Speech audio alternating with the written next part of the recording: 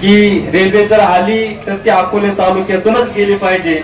जर ती रेल्वे अकोले तालुक्यातून विनय भाऊ जर जाणार नसेल तर अशी रेल्वे या जिल्ह्यात नको, अशा प्रकारची भूमिका आपण सर्वांनी घेतली पाहिजे.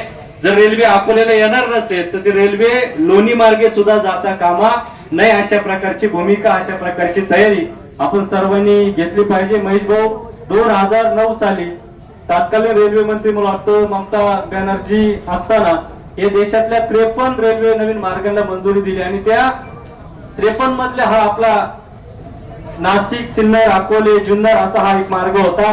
परंतु जुन्नर तालुक्यामध्ये जीएमआरडीचं एक प्रोजेक्ट असल्यामुळं एक साधं कारण देऊन आपल्या सगळ्यांना येड्यात करण्याचं काम हे बाकी सगळ्या लोकांनी केलंय.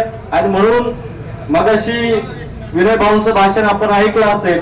खरं तर ह्या नेत्यांचा वापर आपण सगळ्यांनी करून घेतला पाहिजे. हा आपला जीवन मरणाचा प्रश्न आहे, तालुक्याच्या हिताचा हा एक प्रश्न आहे. आणि म्हणून या तालुक्याच्या हितासाठी आपल्याला जे जे काही करता येईल तो करण्याचा प्रयत्न आपण सर्वांनी केला पाहिजे. त्याच्यामध्ये मग खासदार वाजे साहेबांची मदत लागेल, खासदार वागचोरे साहेबांची मदत लागेल, खासदार अमोल कोल्हे साहेबांची मदत लागेल आणि मग नंतर आमदारांचा चालू होतो. प्रामुख्यानं या खासदारांची सगळ्यांची जोपर्यंत आपल्याला प्रामुख्याने मदत होत नाही तोपर्यंत आपल्याला पुढे जाता येत नाही. म्हणून सध्या ह्या अर्धा दिवसामध्ये आम्ही जरा विखे पाटलांच्या जवळ आहे. मी देवठाण गटामध्ये काही 2-2.5 कोटी रुपयाचे काही विकास कामं त्यांच्याकडून आणले. योगायोगानं 17 तारखेला आपण त्यांना देवठाणला आणतोय. 2 दिवस जरा पुढे ढकलले. 19 का 20 तारखेला ती सभा आपण त्यांची लावलेली आहे.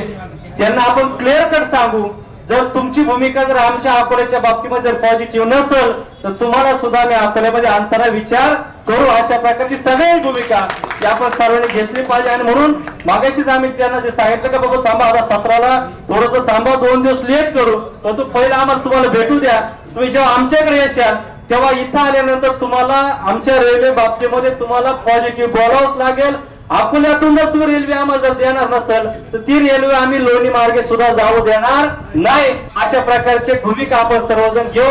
हे एका आंदोलनावर हा सगळा प्रश्न सुटणार नाही. जी जी काही लोक नेतृत्व करताय त्यांनी सांगावं, त्या दिवशी त्या वेळेला आम्ही सर्वजण या रेल्वे प्रश्नासाठी आम्ही तुमच्यावर राहू.